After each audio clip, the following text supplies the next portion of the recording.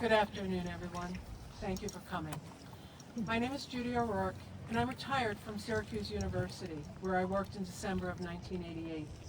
I've been a member of the Victims of Pan Am Flight 103 for many years, and today I'm honored to serve as the MC of this event, marking the 37th anniversary of the bombing of Pan Am Flight 103. Now, please rise if you are able for the presentation of colors and the national anthem. The colors will be presented by the Military District of Washington's Armed Forces Color Guard. And the national anthem will be sung by Sergeant First Class Adam Struby.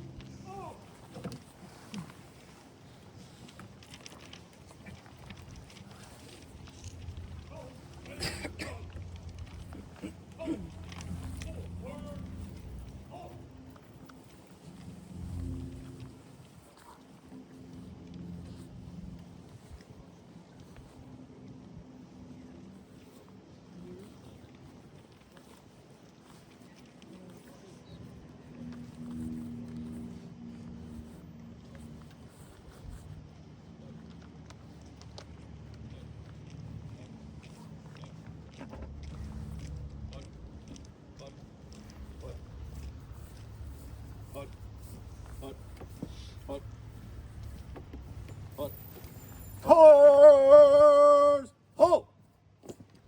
Colors! Present! Arms! Oh, say, can you see by the dawn's early light what so proudly we hailed at the twilight's last gleaming, whose broad stripes and bright stars through the perilous fight o'er the ramparts we watched were so gallantly streaming, and the rocket's red glare, the bombs bursting in air, gave proof through the night that our flag was still there. Oh, say does that star-spangled banner yet wave o'er the land of the free and the home of the brave? Colors, right shoulder, arms!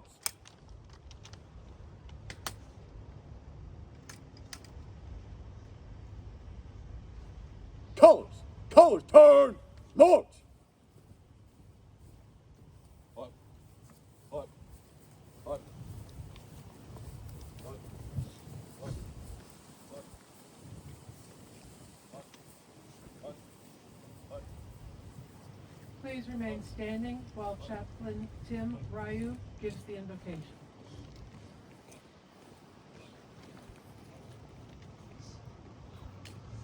Would you join me as I offer this prayer?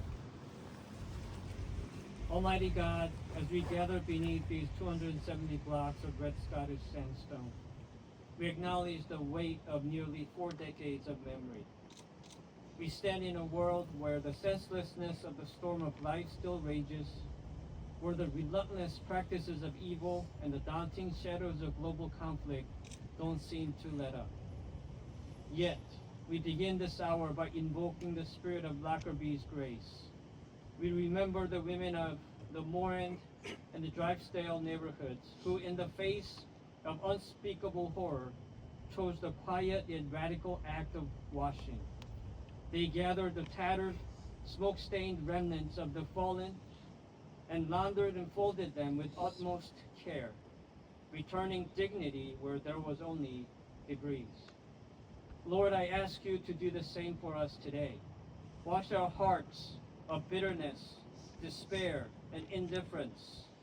Let this ceremony be a thin and liminal space where our grief is met by your healing presence and where our shared loss is transformed into a camaraderie of hope and a resolve for the good.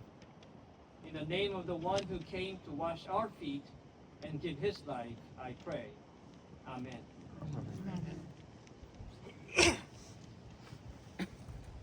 Thank you. Please be seated.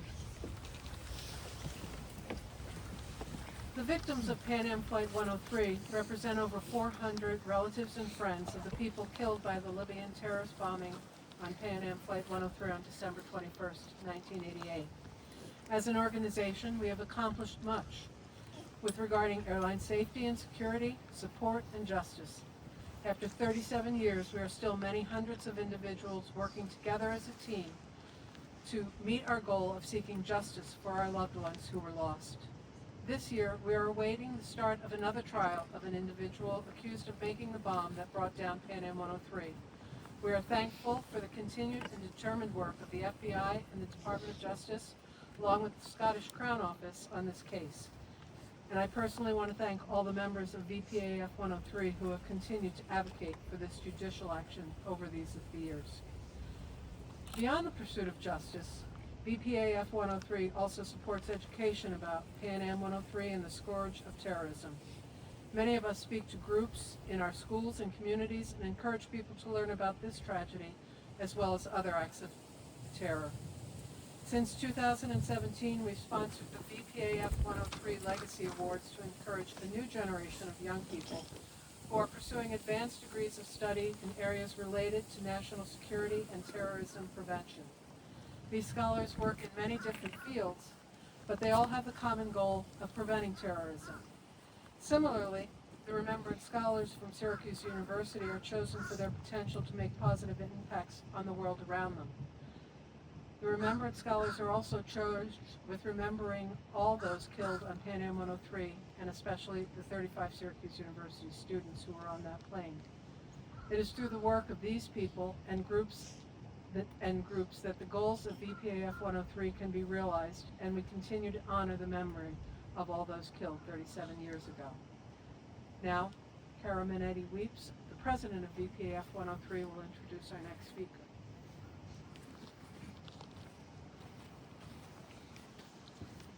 The Lord Advocate of Scotland, Dorothy Bain, King's Counsel, began her career as advocate in 1994. Since then, she has served as Crown Counsel, prosecuting the most serious crimes in the public interest. As an advocate depute in the Crown Office and as principal advocate depute since 2021 as the Lord Advocate for Scotland. She has said that her work has brought her an understanding of the nature and effect of the serious crime and the importance of the role of public prosecutor. From these experiences, she came to recognize that serious crime has life-enduring consequences, and for all of those touched by it. Lord Advocate Dorothy Bain is with us today to read a very special reading. Lord Advocate Bain.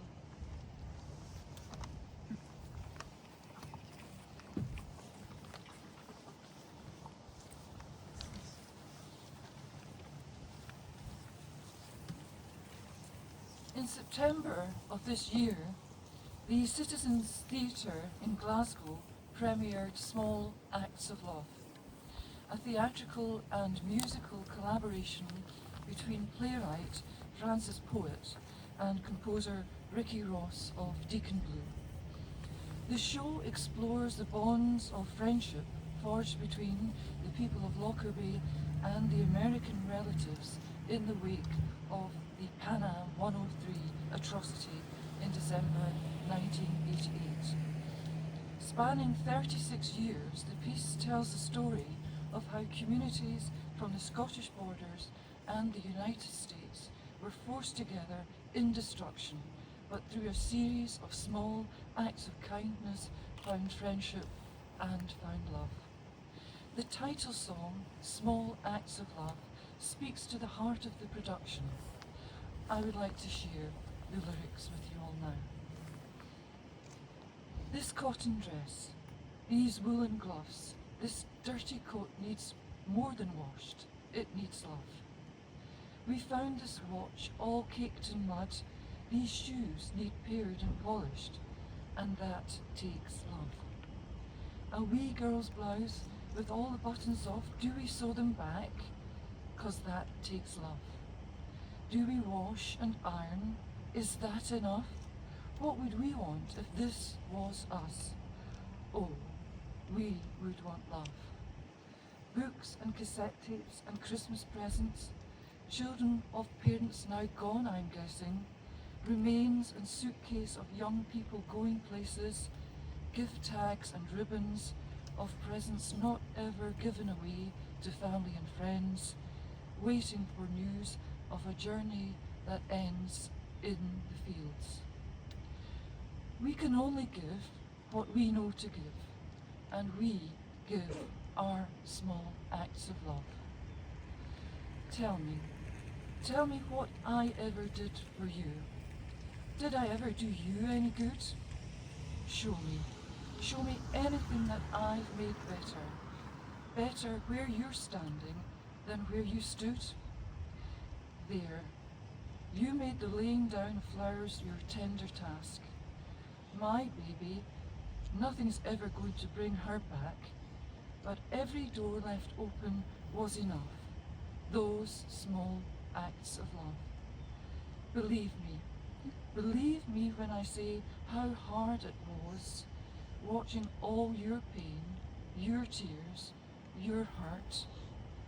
Console me that I did everything I could, that all I tried to give came from the heart.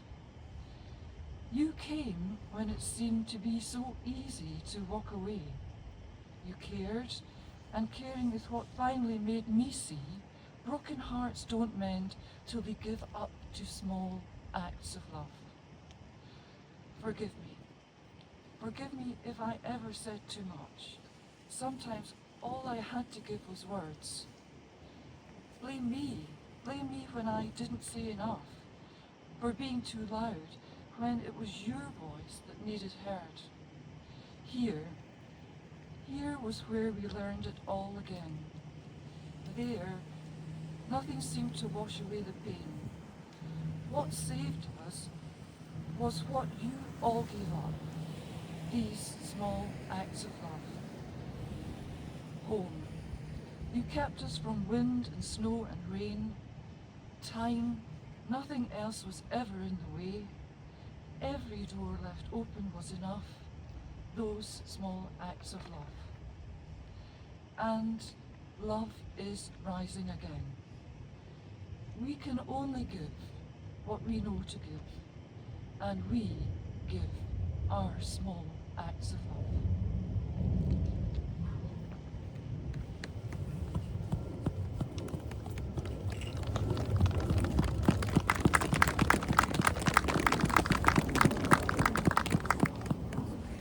Thank you very much, Lord Advocate Bain. This piece is very meaningful, and we're very pleased that you were able to join us today and read it and share it with us.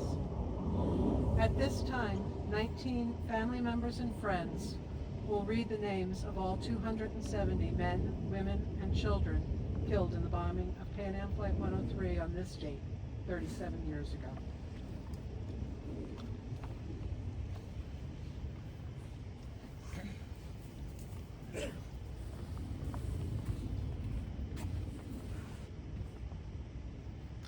John Michael Gerard Ahern, Sarah Margaret Aishur, John David Ackerstrom, Ronald Eli Alexander,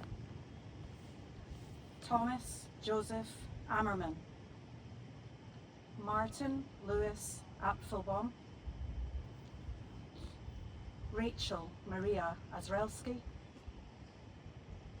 Judith Bernstein Atkinson, William Garretson Atkinson III, Nicole Elizabeth Avoyne, Jerry Dawn Averitt, Claire Louise Bacciocchi, Harry Michael Bainbridge, Stuart Murray Barclay,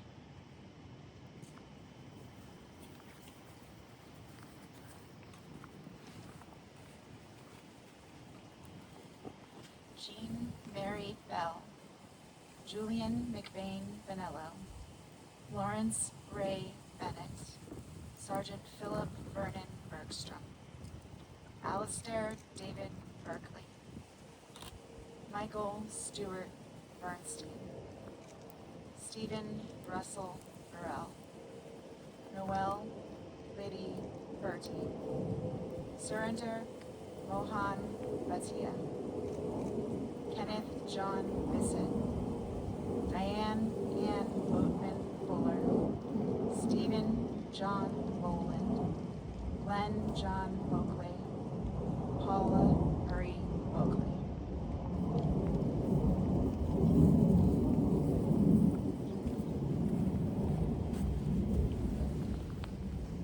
My friend and fellow classmate, Nicole Elise Boulanger, Francis Boyer, Nicholas Bright, Daniel Solomon Browner, Colleen Renee Bruner, Timothy Guy Berman, Michael Warren Booser, Warren Max Booser, Stephen Lee Butler, William Martin Cadman, Fabiana Benvenuto de Cafferone, Hernan Luis Cafferone, Valerie Kennedy, Gregory Capasso, and my friend and fellow classmate, Theodora Eugenia Cohen.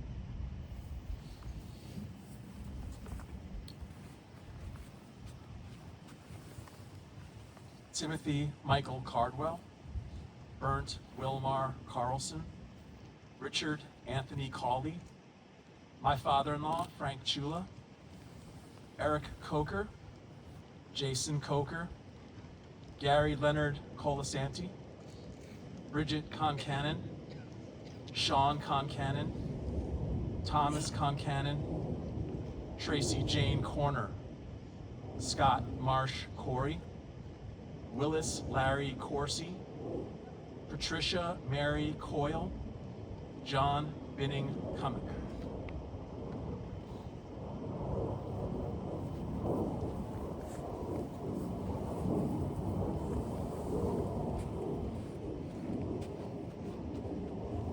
Hello.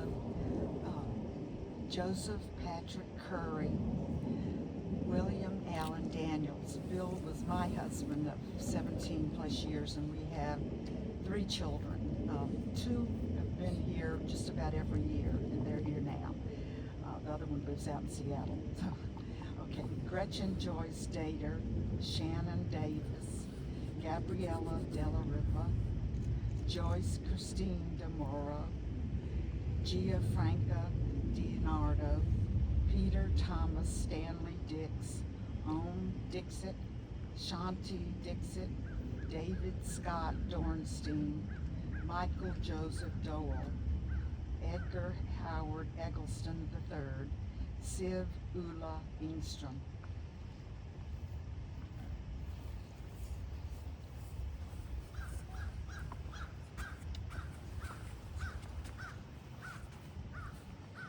Terhan Urgin, Charles Thomas Fisher IV, Joanne Flanagan, Kathleen Mary Flanagan, Thomas Brown Flanagan, Clayton Flick, John Patrick Flynn, Arthur Fondler, Robert Gerald Fortune, Stacy Denise Franklin, Paul Matthew Stephen Freeman, James Ralph Fuller, Erbola Robertine Gabor, Amy Beth Gallagher.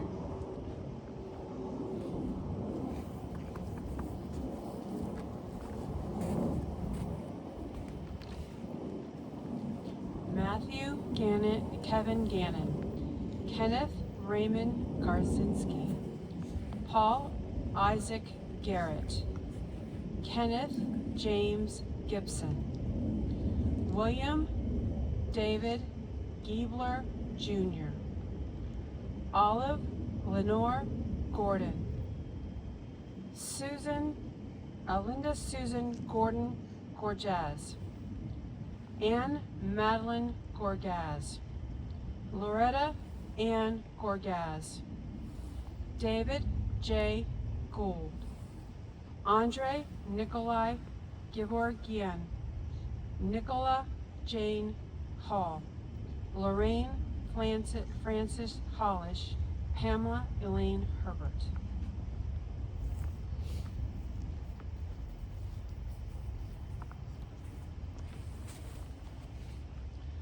Lynn Carol Hartunian, Anthony Lacey Hawkins, Morris Peter Henry, Dora Henrietta Henry, Rodney Peter Hilbert, Alfred Hill, Catherine Augusta Hollister, Josephine Lisa Hudson, Melina Christina Hudson, Sophia Isleta Miriam Hudson, Karen Lee Hunt, Roger Elwood Hurst, Elizabeth Sophie Iredell, Khalid Nazir Jafar.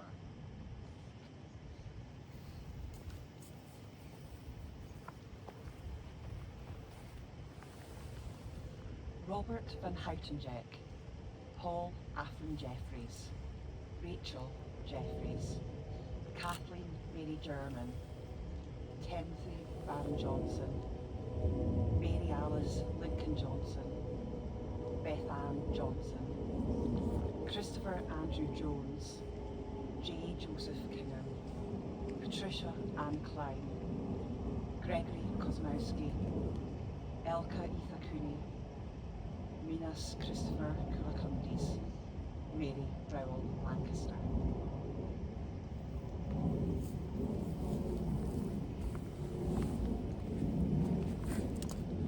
Julianne Francis Kelly, Ronald Albert LaRiviere, Maria Nieves de la Rochia, Robert Milton Leckberg, William Chase Labor, Wendy Ann Lincoln, Lloyd David Ludlow, Maria Teresia Lurbke, William Edward Mack, James Bruce McQuarrie, Wendy Gay Forsyth Malacote, Douglas Eugene Malacote, Elizabeth Lily Ann Merrick, Luis Anthony Marengo, Noel George Martin.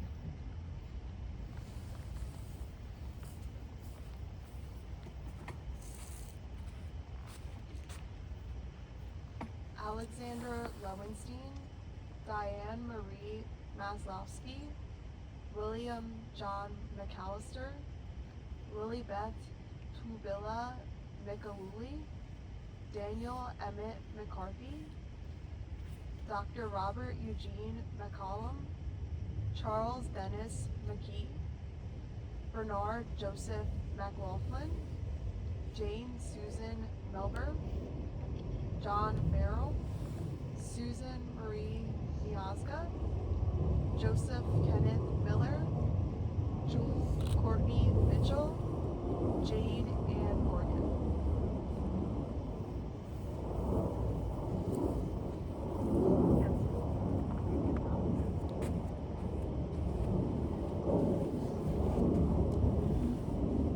Our son and brother, Richard Paul Monetti, Eva Engelborg Morrison, Helga Rachel Mosey, John Melroy, Sean Kevin Mulroy, Ingrid Elizabeth Svensson Mulroy, Mary Geraldine Murphy, Jean Aiken Murray, Karen Elizabeth Noonan, Daniel Emmett O'Connor, Mary Denise O'Neill, Anne Lindsay O'Tennesek, Gwyneth Yvonne Margaret Owen, Brione Elise Owen.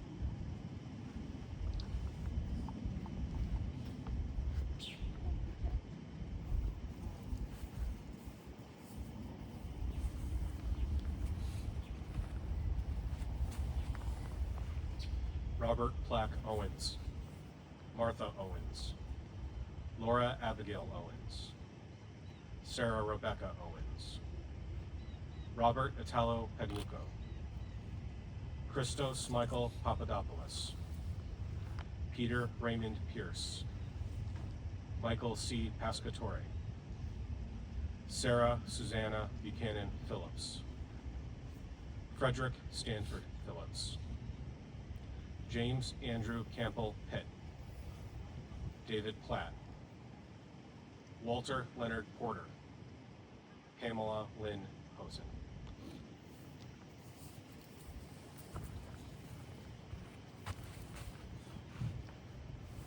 William Pugh, Chrysostomo Estre Quigwan, Rajesh Tarsus Priskal Ramses, Anmol Ratan, Garima Ratan, Soruchi Ratan, Anita Lynn Reeves, Mark Allen Rain, Jocelyn Reyna, Diane Marie Rasevitz, Louise Ann Rogers, Edna Roller, Janos Gabor Roller, Susanna Roller.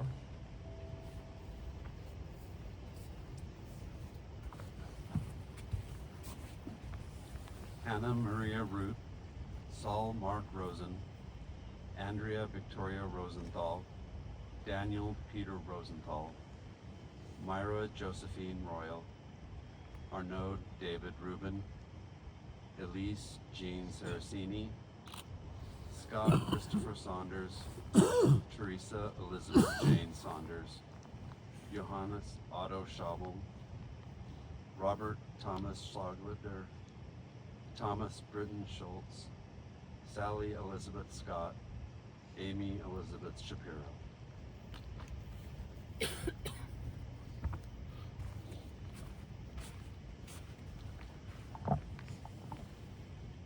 Muradula Shastri, Joan Shishang, Irving Stanley Siegel, Martin Bernard Carruthers Simpson, Urja Shinova Scabo, Cynthia Joan Smith, Ingrid Anita Smith, James Alvin Smith, Mary Edna Smith, John Somerville, Lindsay Ann Somerville, Paul Somerville, Rosalind Haney Later Somerville.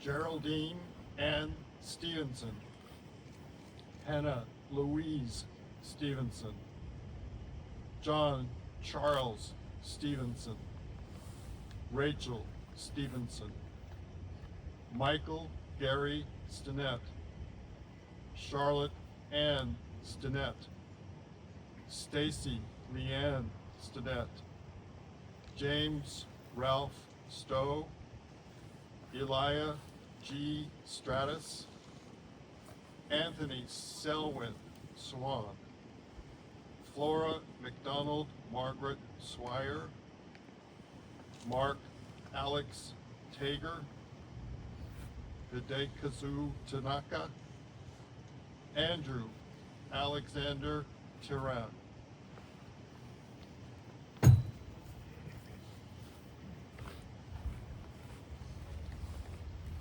Lawanda Thomas, Jonathan Thomas, Ariva Anthony Thomas, Mark Lawrence Tobin, David William Trimer Smith, Alexa Catherine Tesaris, Barry Joseph Valentino, Thomas Floro Vantihoven, Assad Adid Vijdani, Milutin Vilamirovich, Nicholas Andreas Arrhenius, Peter Petrosor Bolaku, Raymond Ronald Wagner, Janina Joseph Wado, Thomas Edwin Walker, Keisha Weedon.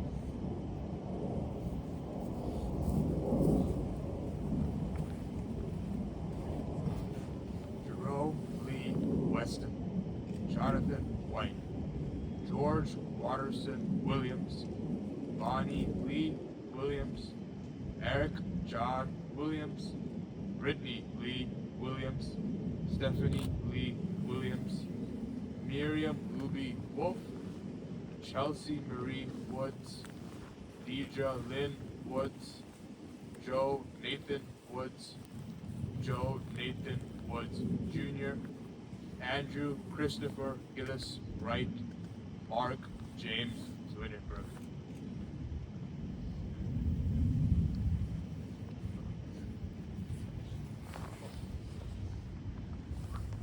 At 2:03 p.m. on December 21st, 1988, Pan Am 103 was blown from the sky.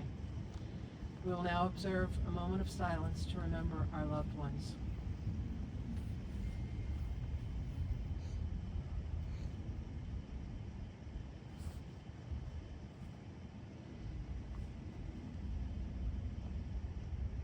Thank you. And thank all of you today who read the names of all those people who were killed in Pan Am 103. We appreciate your participation. At this time, I would like to introduce Michelle Lipkin, Chair of the Board of Directors of the Victims of Pan Am Flight 103 Incorporated. Michelle's father, S. Frank Ciulla, was on Pan Am 103 37 years ago. Michelle will share a few words with us today. Thank you, Judy. It's an honor to be with you all today. I wanted to take a moment to acknowledge Mary Kay Stratus, who passed away on May 19th this year. Mary Kay lost her husband, Elia, aboard Pan Am 103.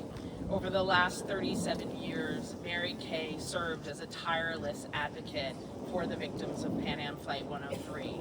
Most recently, she served as chair of the family group for 16 years. There were many years when Mary Kay stood at this podium and shared her grace and kindness with all of us.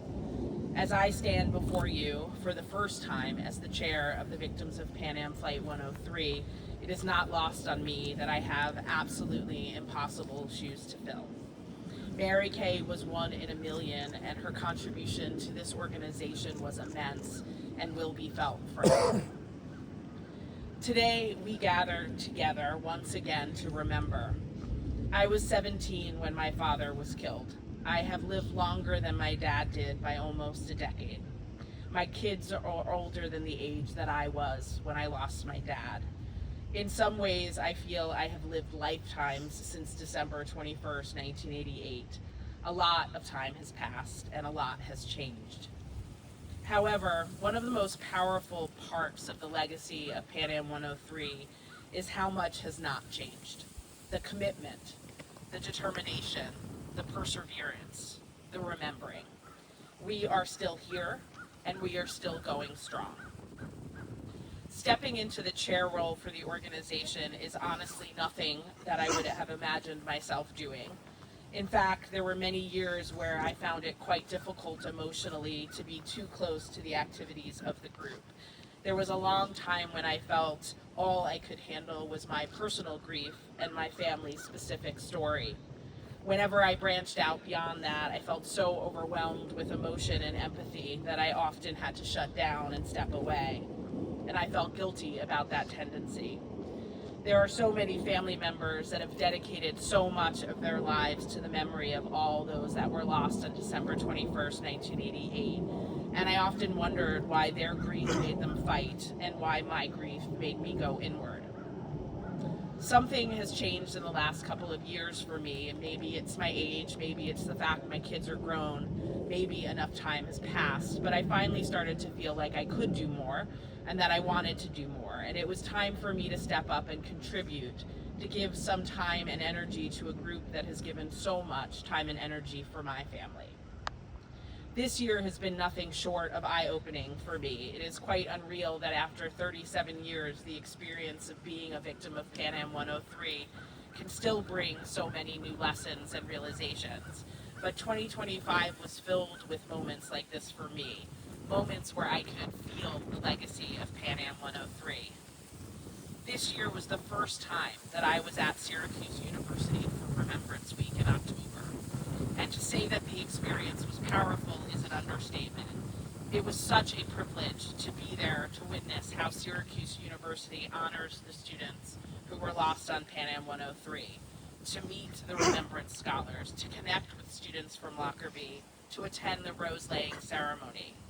The trip was more impactful than I would have ever anticipated, and it's hard to believe that I had waited so long for this experience, but also so powerful that after all of this time, there were still new ways to experience the impact of this tragedy.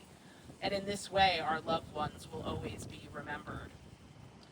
This year also brought some of us to Scotland to see the play Small Acts of Love, which the Lord Advocate introduced in her remarks. It's a stunning tribute to the ties between the Lockerbie community and the victims' families. And the play brought to life so many of the emotions we've felt over the years, the shock, the sadness, the pain, but also the kindness and the compassion and the love. It is a piece of theater that will live on as part of our story, and in this way, our loved ones will always be remembered. This year also saw the broadcast of not one, but two fictional dramas about the bombing of Pan Am Flight 103. We have, of course, grown quite comfortable and used to media content about the tragedy, but this is a new type of storytelling that we have to process. The type of storytelling that can take artistic license and make creative choices. The purpose not to inform, but rather to entertain. In this way, our loved ones will also always be remembered. And here lies a tension. There is the deep desire to remember, but also a realization that we don't always have control about how it is remembered. How will the legacy play out as we inch closer to the 40th anniversary? When people remember Pan Am 103, what will they remember? How do we continue to honor the memories of all that we lost in sensitive and truthful ways? While we may not have the answers to these questions yet, I can guarantee that we will continue to work together to find them. This year, I've also learned more about grief and how it truly is different for every single person. By being around the other Pan Am families, I've learned more about their experiences, what matters to them, how they dealt with their loss, and how they deal with the relentless nature of the aftermath of Pan Am 103. There have been many moments over the past year where I have stood in awe of the resilience and determination of family members. I am inspired and humbled by their strength. And I often use the word relentless when speaking about the aftermath of Pan Am 103 because it truly is. Relentless in the pursuit for justice, relentless in the media coverage, relentless in its legacy. And I often think about this relentlessness as, quite honestly, exhausting. But recently, I started to think differently about it, because maybe the relentlessness speaks to our perseverance and our commitment. Maybe relentlessness is the reason we are still here. Maybe the relentlessness nature of our grief, our journey, and our will is what allows us to keep using our voices and ensures our loved ones' memories will never fade. And I came across this quote recently that I think sums up a lot of our experience. Evil itself may be relentless. I will grant you that. But love is relentless too. Friendship is a relentless force. Family is a relentless force. Faith is a relentless force. The human spirit is relentless, and the human heart outlasts and can defeat even the most relentless force of all, which is time. Let our relentlessness keep us moving forward together. Thank you.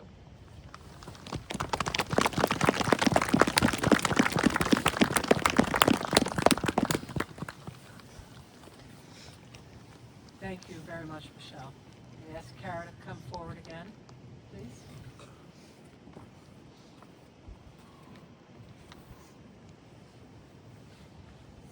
Jeanine Ferris Pirro is a United States Attorney for the District of Columbia.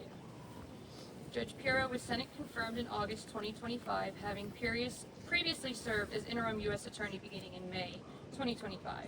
U.S. Attorney Pirro has more than 3 decades of experience in law enforcement.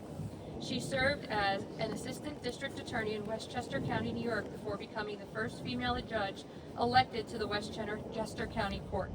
Ms. Pirro was also the first woman elected as Westchester County District Attorney for 3 consecutive terms.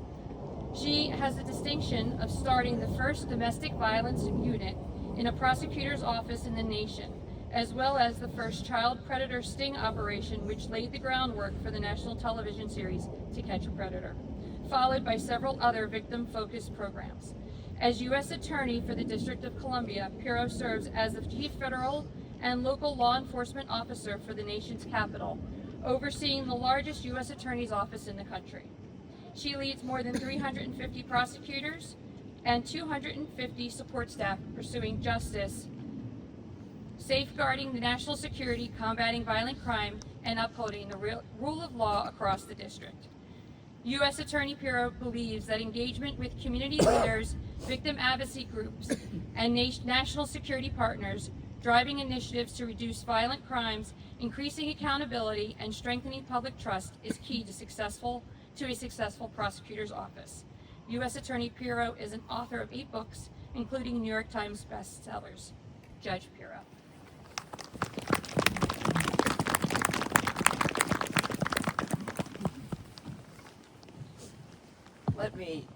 Let me start by saying that I am in awe of your perseverance, of your relentlessness, and your determination, and your persistence. I admire and applaud each and every one of you. So, as I begin, let me say thank you to the families and friends of those we lost, as well as the Lord Advocate, Dorothy Bain. That was beautiful, from Small Acts of Love to, I understand, the superintendent of Arlington Cemetery, to members of the military, members of my officer here. To all of you, thank you for being here on this fateful day. I know that year after year you have traveled here, and I have heard that you come in the rain and the snow and the sun and the cold and the wind. And as we mark this, the 37th anniversary of the tragic bombing of Pan Am Flight 103 over Lockerbie, Scotland, I stand before you not just as the United States Attorney whose office will be prosecuting this case, but as a fellow American who shares in your profound grief and your unyielding quest for justice. On that fateful day, 37 years ago, 270 innocent, vibrant lives on that airplane and 11 on the ground in Scotland. My heart breaks when I heard the names, some of them 2 and 3 and 4 with the same last names. These were families traveling for the holidays, coming home or coming to America from 21 countries. And here we are, 37 years later, at a time when we should be celebrating the holidays, but the holidays marred by the loss of the memory of our loved ones. You know, among them, students returning to Syracuse University, not far from where I grew up in upstate New York, and families united in travel, and everyday people whose stories continue to inspire us every day. Their memories are etched in our hearts as we go forward, and today we honor them, not just with words alone, but with our steadfast commitment to hold those responsible accountable. I know that the passage of time has not dulled the pain of your loss.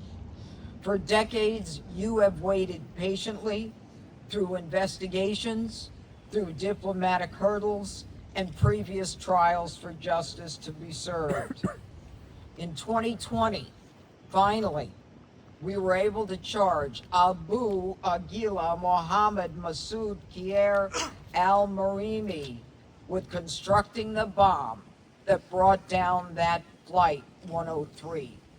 He was extradited to the United States in December of 2022, making a historic step forward as the first subject to face trial in American courts for his atrocity. And just this past year, the key physical evidence, the fuselage of the plane, was transferred to the United States to support this case. Yet, I know it is transparent to you that the trial has faced delays, most recently postponed to the summer of 2026, due to repeated defense requests, to the most recent judge's delay in the past month.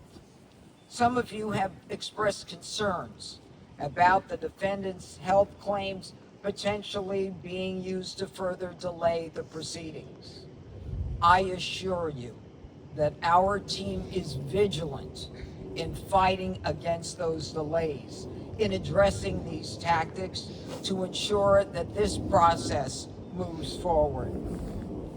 And I know that justice has been terribly delayed, but I know it has taken 3 decades to put together the evidence and the final piece so that we can charge the man that we believe built the bomb that took down the plane. As your prosecutor, I want you to know that the FBI and the Department of Justice remains resolute.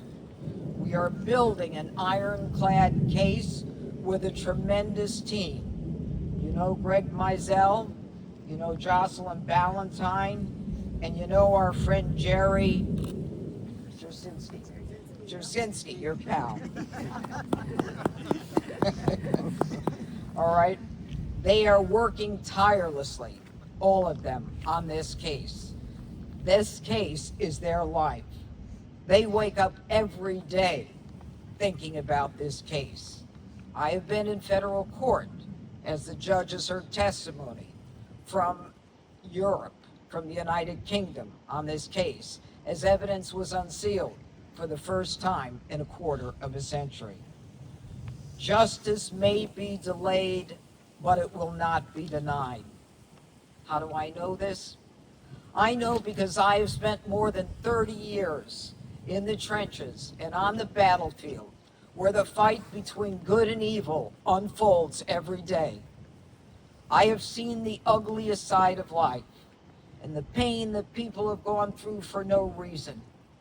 They didn't do anything, they didn't ask for it, and like a thunderbolt, their lives are taken from them, and the lives of all of those who love them and were friends with them are changed forever.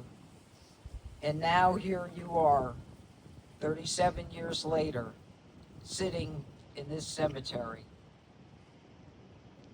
Collectively, though, you have done some great things. You have made a positive effort to change things. And we stand here in front of a cairn. The generous people of Scotland who lost 11 in Lockerbie supplied us with 270 blocks of red Scottish sandstone to build this memorial. Your dedication to your loved ones did not end here. Over the years, you've made travel safer by persuading the government and the airline industry to improve safety measures at airports. You have created scholarships and awards and memorials in Scotland and at Syracuse University in Syracuse, New York. And year after year, you have returned to this cairn on the shortest day of the year, the cold and the wind and at times the rain, to honor and remember your loved ones. Yes, time has taken its toll. Every year, more of those who once came here to mourn must now themselves also be mourned. I am in awe of your vigilance. My team of prosecutors and agents, I promise you, not only will wake up every day to continue the fight, but they are as devoted as I am to delivering justice for your lost loved ones. It is what inspires us, it is what motivates us, and it is what drives us. We cannot take away your pain. We cannot turn back the hands of time. We cannot undo the damage, but we can be your avengers. We can be your angels. You have waited long enough. You have waited too long. And it is my fervent hope and belief that next year, when you return to this cairn, the citizens of DC will have delivered the justice in a courtroom that you so heartily deserve. God bless each and every one of you. Thank you.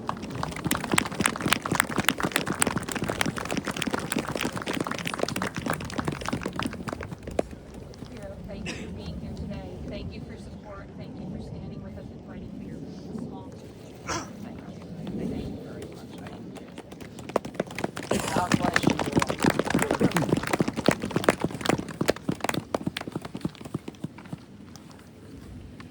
Thank you very much, Judge Pirro. At this time, David Mundell and Oliver Mundell will present the wreath from the victims of Pan Am Flight 103 in honor of our loved ones. David has served as a Member of Parliament for Dumfries, Clydesdale, and Tweeddale since 2005, and previously served as Secretary of State for Scotland from 2015 to 19. Oliver Mundell has been a member of the Scottish Parliament for the Dumfriesshire constituency since 2016. Following the presentation of the wreath, Staff Sergeant Craig Bassarich will play taps. David?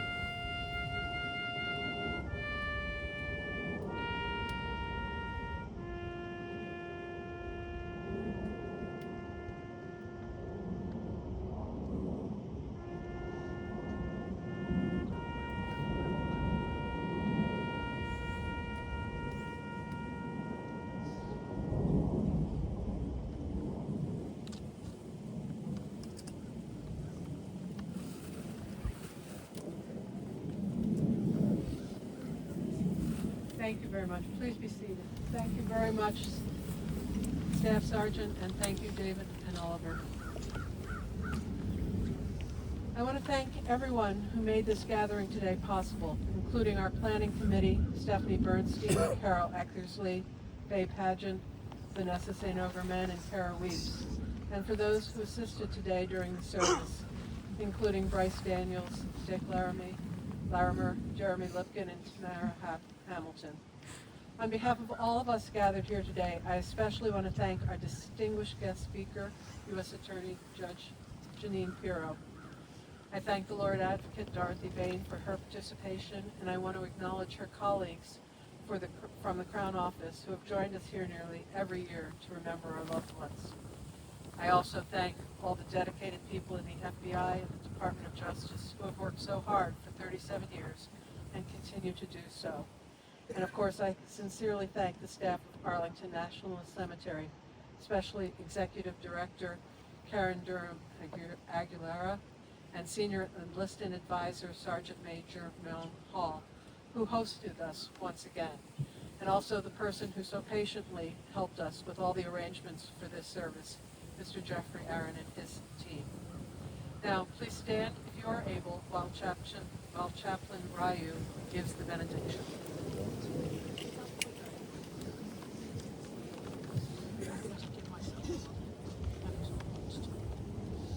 Join me again, please.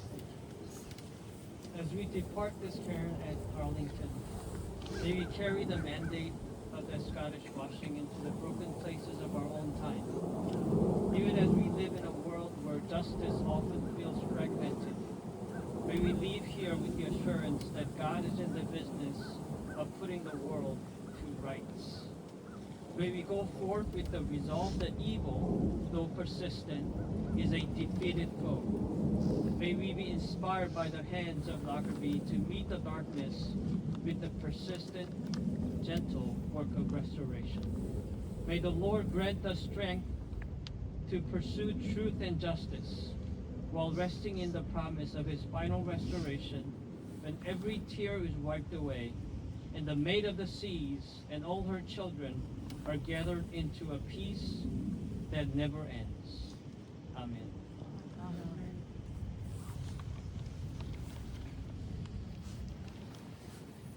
Thank you, Chaplain Ryan. This concludes the 37th annual service in honor of all those lost in the bombing of Pan Am Flight 103. Thank you for attending this service in their honor and their memory. Appreciate your participation. And there is a shuttle van that will take people back to the visitor center if you need a ride. Somewhere here. All right, thank you very much.